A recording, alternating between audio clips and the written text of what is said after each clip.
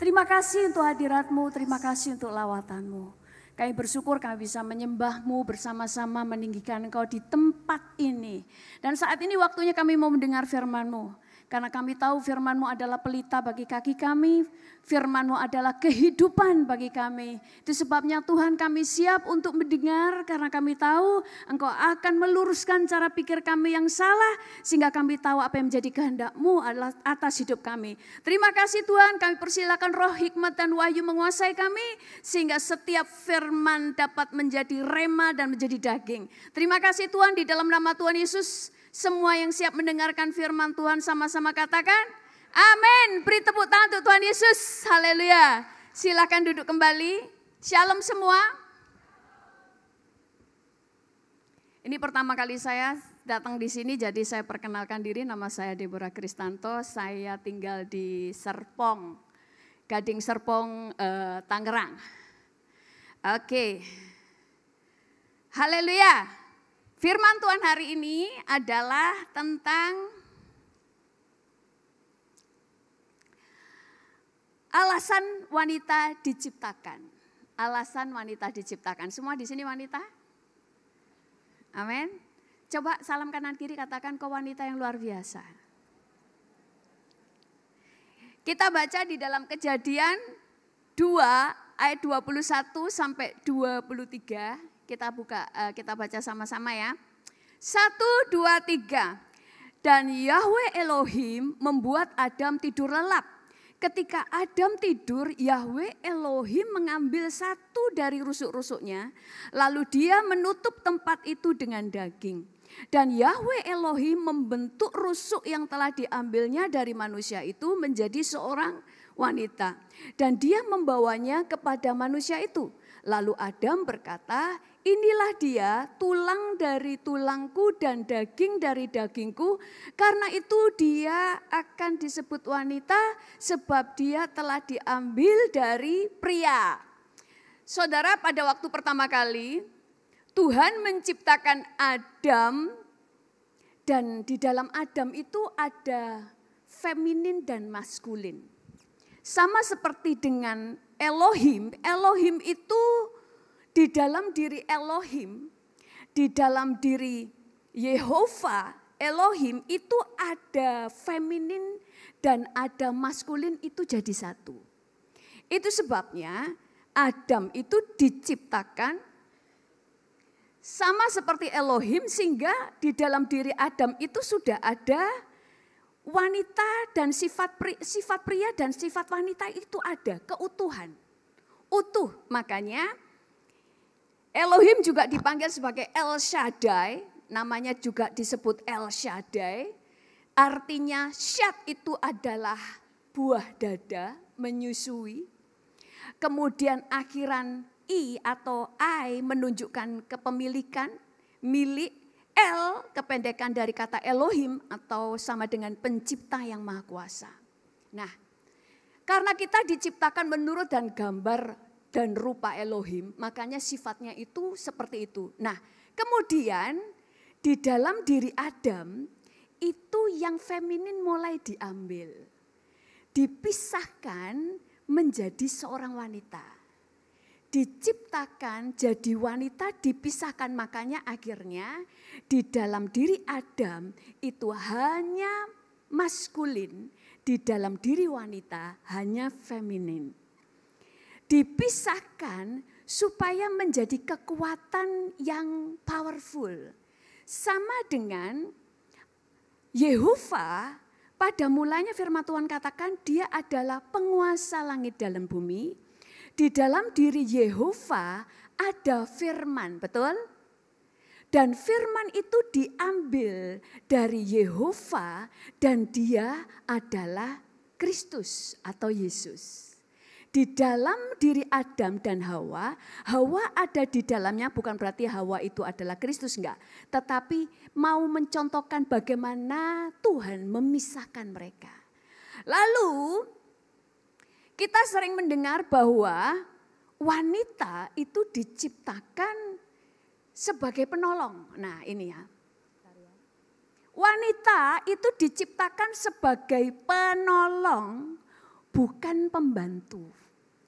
Wanita diciptakan kuat, bukan lemah. Apa bedanya penolong dan pembantu?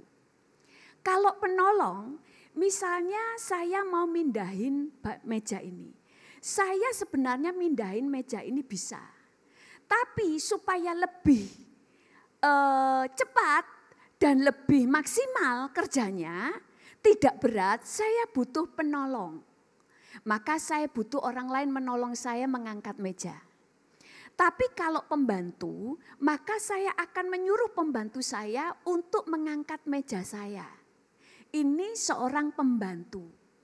Makanya kenapa seorang suami, Tuhan itu memberi seorang wanita untuk menolong, adalah untuk menopang hal-hal yang suaminya tidak bisa melakukan. Bukan kemudian dia melakukan segala sesuatu sampai kayak babu. Kemudian suaminya kayak tuan. Nah, itu tidak seperti itu. Nah, saya mau luruskan tentang di sini tentang wanita. Di dalam Alkitab ada wanita-wanita yang ajaib. Wanita-wanita ini contohnya Maria, ada Hana, ada Rahab, ada Deborah, ada Abigail, ada Esther. Kalau ibu-ibu semua pelajari, mereka ini semuanya memiliki kehidupan yang sama. Mereka ini adalah orang-orang yang mengalami pergumulannya masing-masing. Mereka cantik, mereka mengalami pergumulan, mereka adalah seorang pahlawan. Mereka semuanya punya karakter yang benar, takut akan Tuhan dan berani mati. Contoh, Maria. Maria itu pada waktu mengandung dari Roh Kudus untuk melahirkan atau mengandung bayi Yesus. Dia itu punya resiko, dia kalau ketahuan mengandung tanpa suami, dia bisa dirajam batu. Dia bisa dirajam batu, tetapi apakah Maria bisa taat? Bisa. Tidak hanya dia itu bisa dirajam batu, tetapi nama baik keluarganya juga tercoreng. Orang akan berkata, anaknya siapa ini hamil tanpa ada suaminya. Ini orang tuanya gimana enggak mendidik dia? Kira-kira orang tuanya malu enggak? Malu. Kedua, orang tuanya pasti juga ngomelin Maria. Belum lagi waktu dia dirajam batu. Pasti yang menderita juga keluarganya karena kehilangan anaknya. Ada banyak resiko yang harus dia tanggung hanya untuk mengatakan iya kepada Tuhan untuk melahirkan bayi Yesus. Dia terancam nyawa, tapi dia bisa menang. Saudara harus tahu, wanita itu diciptakan kuat, bukan lemah. Lemahnya itu hanya secara fisik, tetapi secara mental, secara mentalnya itu kuat, melebihi dari laki-laki. Contoh, seorang wanita kalau ditinggal suaminya meninggal, dia pertamanya pasti nangis-nangis. Tapi banyak wanita kemudian ditinggal suaminya meninggal, dia tambah cantik, dia tambah segar, dia tambah kuat. Bener nggak? Atau di sini nggak gitu? Tapi suami ditinggal mati istrinya, langsung nggak bisa buat apa-apa. Langsung loyo, kayak kehilangan kekuatan, bener nggak? Nggak lama mau nikah lagi. Saudara, di Amerika ada seorang. Istrinya itu baik sekali saudara. Sampai semua orang itu bisa lihat kayak malaikat lah. Terus istrinya ini meninggal. Baru 3 bulan yang suaminya ngomong sama saya. Tolong dong aku carikan istri. Gak kuat aku gak ada istri. Luar biasa baru 3 bulan katanya cinta banget. Baru 3 bulan sudah bingung minta dicarikan istri. Tapi seorang wanita itu bisa bertahan. Amin. Tepuk tangan untuk Anita. Contoh lagi. Banyak wanita ditinggal selingkuh, betul. Tapi mereka bisa bertahan bertahun-tahun demi anaknya. Tapi pria nggak bisa. Begitu ditinggal selingkuh, sudah naik darah, pingin ninggalin istrinya. Baru lihat istrinya chattingan mesra, dia sudah nggak kuat pingin ceraikan. Tapi perempuan bahkan, dulu ada seorang hamba Tuhan, dia 10 tahun atau 20 tahun saya lupa, itu sering KDRT suaminya. Tapi dia bertahan, satu karena dia tahu firman Tuhan berkata tidak ada perceraian. Kedua dia bertahan demi anak-anaknya. Kok bisa? Karena sekali lagi wanita tidak diciptakan lemah tapi kuat. Makanya mereka bisa bertahan karena kalau sebuah rumah, fondasi kita Tuhan Yesus atau firman. Tapi pilar-pilarnya itu adalah seorang istri. Makanya pilar itu kan yang menopang supaya bangunan gak roboh. Betul? Itu sebabnya wanita di dalam keluarga memang Tuhan ciptakan kuat. Secara fisik memang lemah. Tapi seorang wanita itu kuat bertahan. Bahkan bertahan tanpa suami. Makanya ada orang-orang sekarang bilang begini. Kalau pria, tapi ini tidak ada di gereja ya. Kita percaya tidak ada di gereja. Pria kalau uangnya banyak pingin nambah istri. Tapi kalau perempuan uangnya banyak gak butuh suami. Kenapa? Wanita itu cukup. Dia kuat bisa melakukan apa saja yang dilakukan laki-laki, wanita bisa. Betul? Tepuk tangan lagi untuk para wanita. Jadi kita sekarang tahu kalau dikatakan wanita itu lemah itu salah. Makanya wanita diciptakan dari tulang rusuk, dari tulang. Adam dari debu. Kenapa dibutuhkan wanita? Karena memang wanita diciptakan kuat. Kalau ibu-ibu baca di Amsal 31.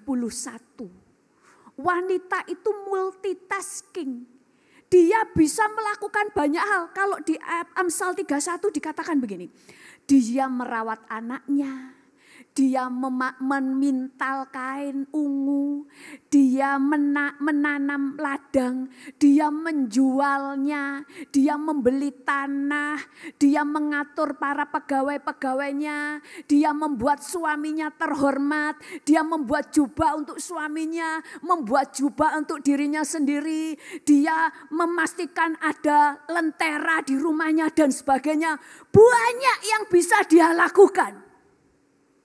Tapi seorang suami dititipin anak, pasti kalau enggak anaknya jatuh, kejedot dan sebagainya. Betul enggak? Tapi perempuan jaga anak sambil masak masih bisa gosip di telepon. Multitasking. Bangga jadi perempuan? Tepuk tangan untuk para perempuan. Makanya kenapa di gereja pendoa lebih banyak perempuan? Karena perempuan memang tiang-tiangnya. Tiang doa, tiang supaya gereja tetap kuat. Dia tiang di dalam rumah tangga. Dia yang menguatkan segala sesuatu. Makanya perempuan itu diciptakan mirip dengan Roh Kudus. Bukan berarti Roh Kudus perempuan ya. Karena di dalam tidak ada jenis kelamin. Tetapi digambarkan selalu dia laki-laki karena pemimpin. Laki bicara pemimpin. Alkitab berkata, Roh Kudus itu adalah roh penolong. Dan Tuhan berkata wanita itu diciptakan sebagai penolong. Di dalam Roh Kudus ada 9 karunia Roh Kudus, betul? Di dalam Roh Kudus ada 7 karunia motivasi. Di dalam Roh Kudus ada 5 jawatan. Di dalam Roh Kudus segala sesuatu mengerjakan banyak hal. Dan di dalam gereja kalau ada Roh Kudus hadir, ada damai sejahtera. Makanya seorang wanita di rumah, suami kalau pulang yang dicari, "Mah," kalau enggak ada tanya anaknya, "Mamah mana?" anak-anak yang dicari juga mamanya. "Mah, kalau tidak ada, Pah, Mama di mana?" Karena yang membawa damai sejahtera di rumah adalah wanita. Makanya kita ini adalah gambaran Roh Kudus. Pria gambaran Kristus Yesus. Jadi kita mulai tahu siapa diri kita. Kita ini sangat dibutuhkan. Makanya kalau enggak ada wanita di rumah, itu bisa gak berantakan di dalam rumah. Nah, kemudian tadi Maria menghadapi maut. Kemudian kalau saudara lihat Rahab. Kalau Hana itu suaminya punya istri 2, dia punya madu, betul? Setiap hari madunya menghina Hana. Tapi Hana itu bisa kuat. Semua orang punya masalah. Tapi biasanya perempuan itu kuat. Tapi seringkali mereka menjadi lemah karena mereka merasa bahwa wanita itu lemah. Padahal tidak, saudara. Rahab dipakai Tuhan.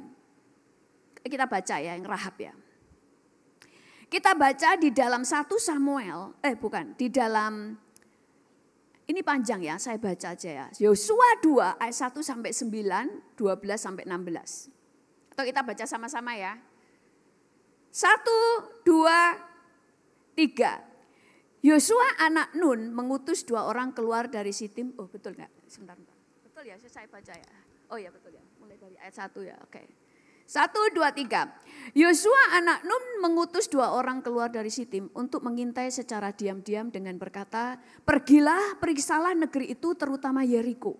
Mereka pergi dan masuk ke dalam rumah seorang wanita pelacur yang bernama Rahab. Lalu mereka menginap di sana.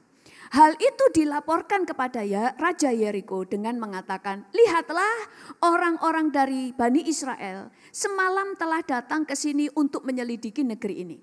Kemudian Raja Yeriko mengutus orang kepada Rahab dengan berkata, "Bawalah keluar orang-orang yang telah datang kepadamu, yang telah masuk ke dalam rumahmu. Mereka datang untuk menyelidiki seluruh negeri ini." Tetapi wanita itu telah menerima kedua orang itu dan menyembunyikan mereka, dan ia berkata, "Memang orang itu telah datang kepadaku, tetapi aku tidak mengetahui dari mana mereka berasal. Dan sesungguhnya ketika gerbang hendak ditutup pada malam hari, orang-orang itu pun pergi keluar. Aku tidak mengetahui kemana mereka telah pergi. Bergegaslah mengejar mereka. Barangkali kamu akan dapat menyusul mereka." Namun ia telah membawa mereka naik ke atas rumah dan menyembunyikan mereka dari batang-batang jerami yang telah diaturnya di atas atap itu. Lalu orang-orang itu mengejar mereka di jalan menuju Yordan, di lintasan-lintasan penyeberangan. Mereka segera menutup gerbang setelah para pengejar itu pergi. Saya bacanya kecepatan ya. Minta maaf ya, oke. Lanjutin, saya akan baca dari sana supaya saya enggak kecepatan. 1, 2, 3. Sebelum mereka tertidur, ia naik menemui mereka di atas atap. Lalu ia berkata kepada orang-orang itu, "Aku mengetahui bahwa Yahweh telah memberikan negeri ini kepadamu dan bahwa kengerian akan kamu telah menimpa ke atas kami. Sebab itu seluruh penduduk negeri ini telah gemetar oleh karenamu." Sekarang saya gak kelihatan dari situ, sorry ya, saya dari sini ya, sorry. "Sekarang bersumpahlah kepadaku demi Yahweh, karena aku telah menunjukkan kebaikan kepadamu." Nah ini garis bawahi. "Maka kamu pun akan menunjukkan kebaikan kepada keluarga ayahku dan memberikan kepadaku sebuah tanda yang dapat dipercaya. Untuk menyelamatkan hidup ayahku, ibuku, saudara-saudara lelakiku, maupun saudara-saudara perempuanku, dan segala yang ada pada mereka, dan harus melepaskan nyawa kami dari maut." Orang-orang itu menjawabnya, "Nyawa kami adalah milikmu. Jika engkau tidak menceritakan masalah kami ini, maka akan terjadi ketika Yahweh memberikan negeri ini kepada kami, kami juga akan memperlakukan kamu dengan kebaikan dan kebenaran." Lalu ia membiarkan mereka turun dengan seutas tali melalui jendela karena rumahnya berada di sisi atas tembok kota. Dan ia tinggal di sisi atas tembok itu.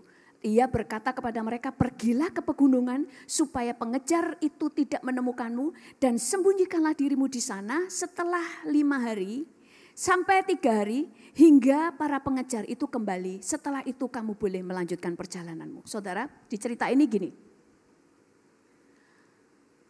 Rahab pada waktu perang, dia itu langsung tahu bakal kalah. Yeriko bakal kalah. Dia tahu bahwa Tuhannya Israel itu gak bisa dikalahkan. Kekuatan wanita dari pria dulu, kekuatan pria itu logika dan fisik, ototnya. Tapi kekuatan wanita itu 3. Intuisi di mulutnya dan kekuatannya adalah, saya sampai lupa. Di intuisinya, di perkataannya, mana ya tadi ya? Di intuisi saudara. Intuisinya itu gini. Saya dulu lihat ya ayah saya ya. Pada waktu ayah saya, dulu pernah ayah saya dipercaya orang dimintai tolong untuk menggerakkan banyak orang ya. Kemudian saya nggak ceritakan ya detailnya ya. Tapi ibu saya itu langsung tahu. Langsung ngomong ayah saya, jangan menggerakkan orang. Karena orang ini nipu. Nanti setelah kamu menggerakkan orang, orang ini menghilang. Maka kamu yang akan disalahkan, kamu yang akan diserang. Ayah saya enggak percaya, ayah saya merasa ini benar. Langsung ibu saya terus mengatakan jangan, pokoknya jangan. Tapi puji Tuhan ayah saya nurut kepada ibu saya, tidak dilakukan. Dan benar, ternyata orang itu cuma ingin memanfaatkan ayah saya dan beberapa orang. Karena ayah saya termasuk punya pangkat sehingga dimanfaatkan supaya menggerakkan orang. Nanti ada apa-apa yang kena ayah saya. Saudara, perempuan itu intuisinya. Laki-laki di logika. Perempuan, oh tadi saya keperucut ya, sorry ya. Perempuan itu walaupun tidak melihat, tapi di sini yang ngerasa, betul enggak? Itu kekuatan perempuan. Makanya pada waktu si Rahab, dia itu langsung tahu. Pasti dia, Yeriko ini pasti kalah.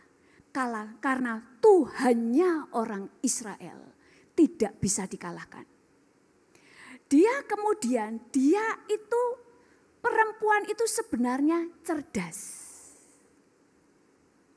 Makanya contoh ya, kalau ada anak ya, kalau laki-laki dia itu enggak tahu apa yang dibutuhkan anaknya. Tapi kalau perempuan, dia langsung tahu, oh anak ini lapar, oh anak ini lagi kepanasan, oh anak ini ngantuk, bener enggak? Dan dia tahu apa yang harus dia lakukan, cerdas. Makanya Rahab itu langsung tahu bahwa dia harus membuat perjanjian dengan mata-mata Israel. Sekalipun harus mempertaruhkan nyawa. Kenapa dia rela mempertaruhkan nyawa? Saudara, dulu ada seorang ibu. Anaknya itu kebakaran rumahnya. Dia waktu itu pulang dari pelayanan. Dia dengar rumahnya itu kebakaran. Dan dia tahu anaknya masih di dalam. Seorang ibu sekalipun dikatakan lemah, dia tidak akan diam. Dia lari nerobos kebakaran. Ini di Indonesia. Sampai ditahan oleh pemadam kebakaran gak boleh masuk. Dia bilang gak bisa, saya harus masuk. Gak peduli saya harus mati. Langsung dia disemprot sama pemadam kebakaran, diantar masuk. Dan benar anaknya sudah kebakar di situ. Kenapa saudara? Kenapa Tuhan memakai banyak wanita? Termasuk Deborah, termasuk Esther. Dia mempertaruhkan nyawanya untuk jiwa-jiwa. Kenapa? Karena Tuhan memang menciptakan wanita itu kuat. Wanita diciptakan punya intuisi. Esther tahu cara menaklukkan hati raja. Dia tahu apa yang akan terjadi sebelum itu terjadi. Belum masalah Tuhan bicara. Tapi intuisinya sudah ngerasa Pernah enggak ibu-ibu tahu seseorang langsung ngerasa kayaknya orang ini penipu, kayaknya orang ini enggak benar, betul enggak? Suami belum tentu ngerasa. Bukankah itu juga ada di dalam Roh Kudus? Itu sebabnya sekali lagi Tuhan menciptakan perempuan bukan lemah. Karena kita adalah pilar-pilar di dalam rumah tangga. Karena kekuatan wanita itulah maka keluargamu jadi berhasil. Makanya anak-anak berhasil seringkali karena ada ibu-ibu di belakang mereka. Suami tugasnya mensuplai keluarga, membuat rasa aman. Tapi seringkali yang membuat anak-anak berhasil dan suami berhasil adalah seorang wanita. Makanya kenapa penting wanita itu dipulihkan cara pikirnya. Kita harus menolak semua kata-kata dunia yang berkata wanita itu lemah. Karena wanita itu diciptakan kuat. Beri tepuk tangan untuk para wanita. Salam kanan kiri, kamu hebat. Bahkan Esther. Esther itu kenapa? Esther itu nama aslinya adalah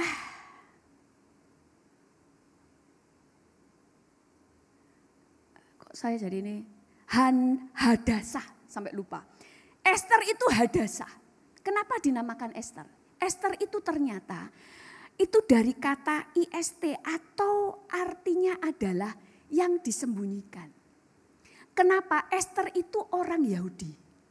Sementara Haman wakilnya Raja Ahasiweros itu anti Yahudi. Antisemit. Orang antisemit itu artinya dia punya kebencian. Dia punya kebencian kepada Yahudi, dia bisa menganiaya, bisa membunuh. Makanya Hadasah dinamakan Esther yang artinya disembunyikan. Dia dipakai oleh Tuhan untuk maju, mempertaruhkan nyawa demi seluruh orang Yahudi. Bukan pamannya, bukan Mordekai. Kenapa? Karena di dalam perempuan ada banyak hal yang Tuhan taruh yang tidak ada pada pria. Yaitu intuisi, kemampuan berbicara dan cerdas. Makanya Abigail waktu Daud marah pada suaminya karena tidak memberikan makanan kepada Daud. Abigail tahu apa yang harus dilakukan. Dia langsung tahu pasti mati semua. Tapi perempuan langsung tahu mereka tak kasih makan. Marah karena lapar. Tak kasih makan pasti bisa diem. Mereka butuh dipuji, pria butuh dihargai. Dia tahu apa yang dia lakukan dan dia lakukan. Maka dia menyelamatkan seluruh keluarganya tidak jadi mati. Itu loh perempuan. Makanya Tuhan menciptakan perempuan bukan dari debu. Tapi dari makhluk yang hidup. Adam itu hidup. Tuhan ambil tulang rusuknya dan diciptakanlah wanita. Bukan dari benda mati. Kalau ibu-ibu baca, Adam itu diciptakan di luar Eden. Gak usah baca Alkitabnya karena nanti gak keburu. Terus Adam ditaruh di Taman Eden. Setelah di Taman Eden baru Tuhan menciptakan wanita. Makanya wanita suka keindahan. Wanita suka membuat yang polos jadi indah. Adam mengerjakan segala sesuatu baik, semua teratur. Tapi yang membuat indah itu perempuan. Nanti ibu-ibu bisa baca di Kejadian. Adam diciptakan di luar Eden. Maka dikatakan, maka diambillah manusia itu dan ditempatkannya di Eden. Tapi perempuan diciptakan sudah di Eden. Berikan tepuk tangan untuk Tuhan Yesus. Tuhan menciptakan wanita sebagai pejuang yang kuat, bukan pembantu atau pelengkap. Kita pejuang, makanya banyak tokoh-tokoh di Alkitab yang wanita. Mereka dipakai Tuhan mempertaruhkan nyawanya demi bangsanya dan demi keluarganya. Kalau pria sudah biasa, Tapi di hal-hal tertentu yang Tuhan pakai itu perempuan. Karena sekali lagi perempuan punya intuisi yang sangat tajam. Saya juga seperti itu. Waktu ketemu orang, seringkali di sini langsung kerasa. Ibu saya dulu begitu. Ibu saya belum percaya Yesus waktu itu. Tapi Tuhan mau tunjukin. Belum tentang mendengar suara Tuhan. Tapi Tuhan sudah taruh intuisi untuk menyelamatkan keluarganya. Ada banyak kejadian, ibu saya selalu ngomong begini. Misalnya ada orang. Ibu saya bilang ini, jangan. Orang ini kelihatannya gak jujur. Terus kita selalu marah. Kok mesti sih nuduh-nuduh orang? Loh ini enggak nuduh. Tapi saya kerasa. Dan ternyata memang orangnya seorang yang tidak jujur. Dan banyak orang yang tertipu. Makanya kalau ayah saya tidak ada ibu saya, mungkin banyak kesandung. Makanya kenapa perempuan dibutuhkan di dalam keluarga, dia pahlawan. Dan itu juga alasannya kenapa wanita umurnya lebih panjang. Karena tanpa pria pun wanita tetap bisa hidup. Tanpa wanita dia tetap bisa membesarkan anaknya. Justru wanita pada waktu tidak ada pria, dia semakin kuat. Dia bisa menguatkan dirinya. Karena seorang penolong tidak butuh penolong. Pria lemah karena butuh penolong. Tapi wanita memang penolong, dia tidak butuh penolong. Dia hanya butuh dicintai dan dilindungi. Makanya seringkali wanita kalau punya persoalan, dia tidak butuh jalan keluar. Dia cuma butuh didengarkan. Makanya kalau ibu-ibu kalau ngomong ke suami, saya dulu ngomong suami saya. Dulu kan ada orang ngeren di tempat saya. Gak suka aku arek itu, orangnya jorok. Gak seneng aku sama orang itu. Suami saya langsung gini, ya sudah suruh keluar aja, titik. Saya malah marah, dia bingung. Kenapa kok marah? Ya jangan dikeluarkan, kalau dikeluar nanti siapa yang bayar rumah? Loh katanya kamu gak suka. Ya aku cuma ngomong dia aku gak suka. Tapi bukan ngeluarin. Tapi kalau laki langsung ya sudah keluarin. Bener gak? Terus akhirnya dia bingung kamu pengennya apa? Ya cuma dengerin aku cuma ngomel. Tapi bukan pengen ngeluarin. Karena wanita bukan butuh penolong. Dia cuma butuh didengerin, dihargai dan dilindungi. Dikasihi. Tetapi banyak hal wanita bisa mengerjakan sendiri. Beri tepuk tangan untuk Tuhan Yesus. Saya undang semuanya bangkit berdiri. Sekali lagi kekuatan pria ada di fisik dan logikanya. Di logika. Tapi perempuan itu di mulutnya. Makanya perempuan yang diubah Tuhan. Semua orang diciptakan dengan sempurna, benar? Cuma karena kita terluka dari masa lalu, karena lahir dari dosa, semuanya rusak. Makanya kenapa Tuhan mau kembalikan kita kepada ciptaan, pada gambaran yang seharusnya. Wanita itu diciptakan kenapa lebih banyak ngomong daripada pria. Karena kalau ibu-ibu baca di Amsal, wanita itu diciptakan perkataannya penuh hikmat dan nasihat. Memang dipakai untuk itu. Makanya Esther tahu cara ngomong kepada raja dan menaklukkan. Abigail tahu cara ngomong kepada Daud dan Daud itu luluh karena perkataan. Ada banyak orang luluh karena perkataan perempuan. Tapi banyak perempuan yang terluka, perkataannya menghancurkan. Tapi kita mau menjadi wanita-wanita persis seperti yang Tuhan rancangkan. Amin. Yaitu wanita yang menjadi penopang, menjadi orang-orang yang kuat. Dan menjadi orang-orang yang bisa membawa kehidupan. Beri tepuk tangan untuk Tuhan Yesus. Tahu ya lagunya ya? Oke, banyak lagi. Sebab itu ku kuat, dan dapat berdiri hadapi semua. Ku kuat, semakin kuat,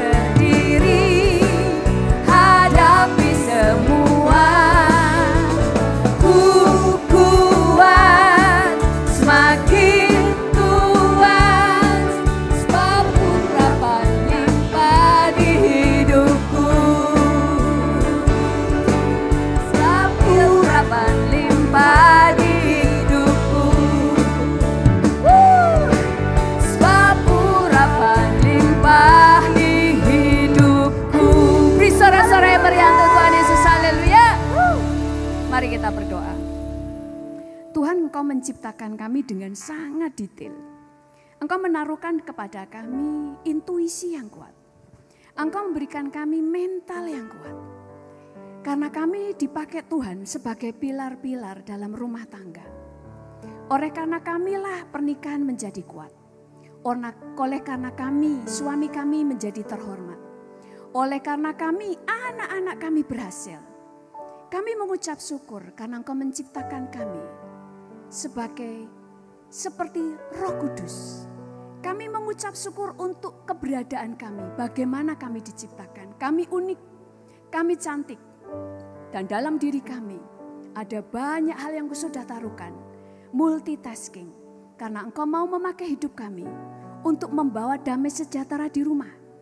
Untuk memberikan kekuatan di rumah. Untuk menopang suami kami. Dan Kau menciptakan kami kuat. Kami diciptakan dari tulang. Itu sebabnya Tuhan, kami bersyukur, pulihkan kami terus Tuhan.